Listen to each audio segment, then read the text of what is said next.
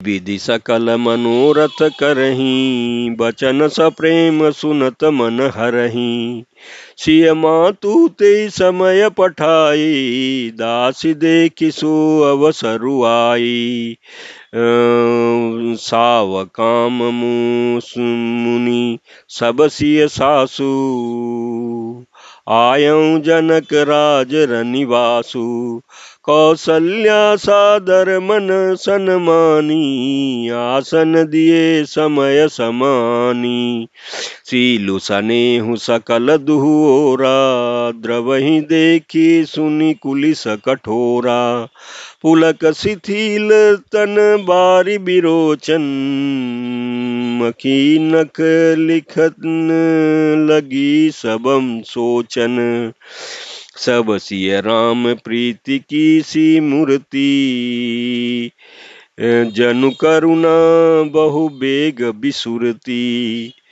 सिय मातु कह विधि बुद्धि बाकी, जो पय फेनु फोर पविटाकी। सुनिय सुधा देखहि गरलो, सब कर तूति कराल। जहाँ तहाँ काकौलूक बक, मानस सकृत मराल। प्रमात सियावर रामचंद्र शंकर जीवजो। अयोध्या कांड दोहा 281। इस चौपाई के प्रसंग में तुलसीदास जी कहते हैं कि इस प्रकार सब मनोरथ कर रहे हैं, उनके उपयुक्त प्रेम युक्त वचन सुनते हैं, सुनने वाले के मन को हर लेते हैं। उसी समय श्री सीता जी की माता श्री सुनैना जी की भेजी हुई दासियां कौशल्या आदि के मिलने का सुंदर अवसर देख करके आईं।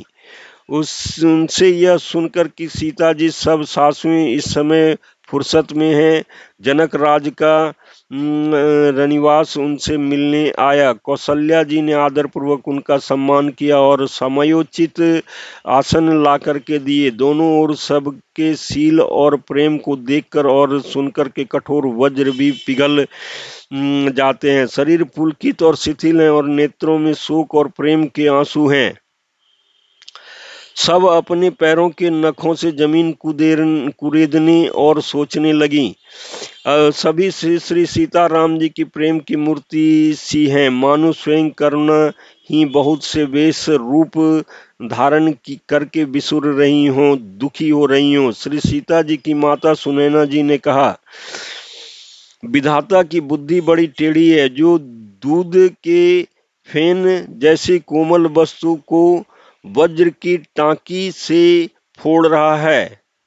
अर्थात जो अत्यंत कोमल और निर्दोष हैं, उन पर विपत्ति ढा रहे हैं। अमृत केवल सुनने में आता है और विष जहां तहां प्रत्यक्ष देखे जाते हैं। विधाता की सभी करतूतें भयंकर है, जहां तहां कौवे, उल्लू और बगुले ही दिखाई देते हैं। हंस तो एक ही मान सरोवर में ही है,